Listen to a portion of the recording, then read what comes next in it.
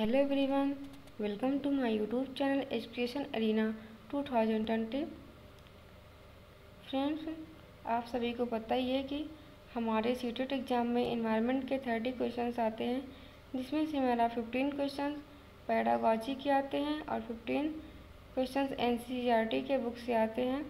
तो फ्रेंड्स, आज हम आप सभी को एनसीईआरटी के इम्पॉर्टेंट क्वेश्चंस के बारे में बताएंगे, जो हमारे एग्ज़ाम के लिए भी बहुत इम्पॉर्टेंट है।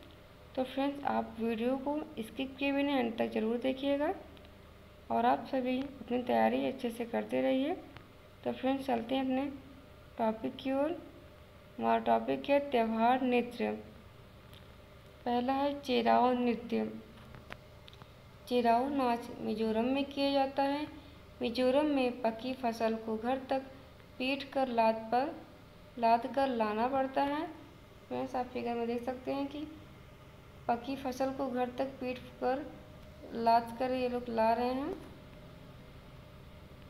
चेराओ नृत्य में जमीन पर बांस की डंडी लेकर दो दो लोगों की जोड़ी आमने सामने बैठती है तथा ढोल की ताल पर डंडियों को जमीन पर पीटते हैं। आप सभी फिगर में देख सकते हैं कि जमीन पर बांस की डंडी लेकर दो दो लोगों की जोड़ी बनी है और आमने सामने बैठी हैं तथा ढोल की ताल पर जमीन पर डंडियों को पीटते हैं। सेकंड हमारा बिहू त्यौहार। ये हमारा एग्ज़ाम के लिए इम्पोर्टेंट है। ये सभी त्यौहार हमारे एग्ज़ाम के लिए बहुत इम्पोर्टेंट है, तो आप सभी वीडियो को ध्यान से देखिएगा। चावल फसल कटाई पर असम में बिहू त्यौहार मनाया जाता है। तो फ्रेंड्स, बिहू त्यौहार हमारा असम में मनाया जाता है। यह चावल की फसल की कटाई पर मनाया जाता है। बिहू त्यौहार के दौरान बांस का भेला घर बनाया जाता है। तो फ्रेंड्स, आप सभी फिगर में देख सकते हैं, हमारा बांस का भेला घर है। सेवा चावल रात्रि को बिहू कढ़ाई में केले के पत्ते से ढककर बनाया जाता है। बिहू पर औरतें पाट और मूंगा की मेखला चादर पहनती हैं। तो फ्रेंड्स, ये पाट और मूंगा की मेखला चादर है। हमारा थर्ड है पोंगल त्यौहार। पोंगल का शाब्दिक अर्थ है ओवर स्पिलिंग और इसे बर्तन में उबलते चावल की परंपरा के कारण कहा जाता है। कोलम का चित्रण, झूला और खाना पकाना आवश्यक है।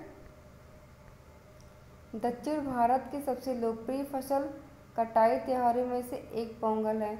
तो फ्रेंड्स, पोंगल हमारा ये दक्षिण भारत में मनाया जाता है। यह हर साल जनवरी के मध्य में मनाया जाता है। यह मुख्य रूप से तमिलनाडु में मनाया जाता है और लगभग यह 4 दिनों तक रहता है। हमारा फोर्थ है बैसाखी त्यौहार। बैसाखी त्यौहार हमारा पंजाब में मनाया जाता है। पंजाब में फसल कटाई पर बैसाखी त्यौहार मनाया जाता है। नए वसंत की शुरुआत और हिंदुओं द्वारा नए साल के रूप में पूरे भारत में यह त्यौहार मनाया जाता है। हमारा फिफ्थ है ओणम त्यौहार। ओणम अगस्त सितंबर के महीने में केरल में मनाए जाने वाला 10 दिवसीय फसल उत्सव है। तो फ्रेंड्स, हमारा ओणम 10 दिन तक चलता है। उत्सव के लिए नृत्य और वल्लम कली नामक एक सांप नौका दौड़, अरनमुला बोट रेस प्रतियोगिता भी आयोजित की जाती है। ओणम के 10वें या अंतिम दिन को थिरुवोणम कहा जाता है, जो सबसे महत्वपूर्ण है और केरल की संस्कृति की सबसे लोकप्रिय अभिव्यक्तियों में से एक है। हमारा नेक्स्ट पॉइंट है भोजन। पहला है मधुमक्खी पालन। फ्रेंड्स, मधुमक्खी से हमारे काफ़ी क्वेश्चंस आते हैं, हमारा इम्पोर्टेंट है एग्जाम के लिए। मधुमक्खी एक सामाजिक कीट है। इनमें एक रानी मक्खी होती है। छत्ते में कुछ नर ड्रोन होते हैं। कुछ मक्खियाँ काम करने वाली होती हैं। मधुमक्खी ज़्यादातर लीची के फूल पर मंडराती रहती हैं। लीची के फूल फरवरी में खिलते हैं। तो फ्रेंड्स, ये भी क्वेश्चन आता है कि लीची के फूल फरवरी में खिलते हैं और लीची के फल ये हमारा मुजफ्फरपुर में पाए जाते हैं। और ये अक्टूबर से दिसंबर के बीच अंडे देती हैं। मधुमक्खियाँ अक्टूबर से दिसंबर के बीच अंडे देती हैं। ये पॉइंट इम्पोर्टेंट है फ्रेंड्स। हमारे एग्जाम में आ चुका है कि मधुमक्खियाँ अक्टूबर से दिसंबर के बीच अंडे देती हैं। छत्ते में एक रानी मधुमक्खी, कुछ नर मधुमक्खी तथा बहुत सारी काम करने वाली मधुमक्खियाँ पाई जाती हैं। जब एक मधुमक्खी को रस का पता चलता है तो वह एक तरह का नृत्य करती हैं, जिससे दूसरी मक्खियों को पता चल जाता है। मधुमक्खी पालन हेतु बॉक्स का प्रयोग करते हैं, जिनकी कीमत 2000 रुपये होती है।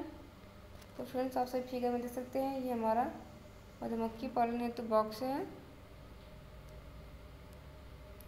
जिसमें चीनी का मीठा घोल भी डालते हैं। दवा भी छत्ते को साफ करने हेतु काम आती है। शहद के एक बक्से में लगभग 12 किलो शहद मिलता है।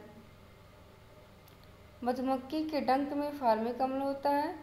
इससे डंक के असर को कम करने हेतु चूना, साबुन, लोहा लगाते हैं। हमारा सेकंड है सामाजिक कीट। चींटियाँ, दीमक व ततैया भी समूह में होती हैं।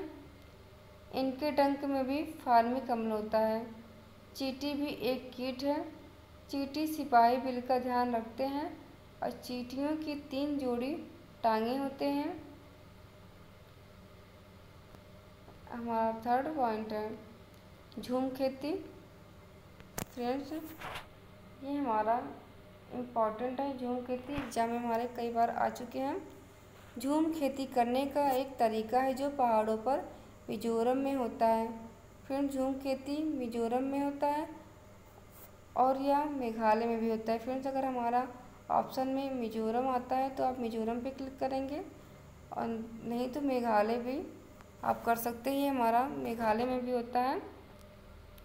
लॉटरी द्वारा खेती की ज़मीन देने की प्रथा मिजोरम में है। झूम खेती में एक फसल कटने के बाद ज़मीन को कुछ साल हेतु आराम करने देते हैं ताकि ज़मीन की उर्वरा शक्ति बढ़ सके। इस जगह को जो बाँस या जंगल उग जाता है उसे उखाड़ते नहीं, बस गिराकर जला देते हैं। फिर इस ज़मीन में खेती की बारी आती है तो ज़मीन को जोता नहीं जाता, मिट्टी को हल्के से हिलाकर बीज छिड़क देते हैं। एक ही खेत में अलग अलग तरह के बीज जैसे मकई, सब्जियां, मिर्च और चावल बोए जाते हैं। फ्रेंड्स, झूम की खेती में जो होते हैं ये खरपतवार को जला दिए जाते हैं। आप फिगर में देख सकते हैं।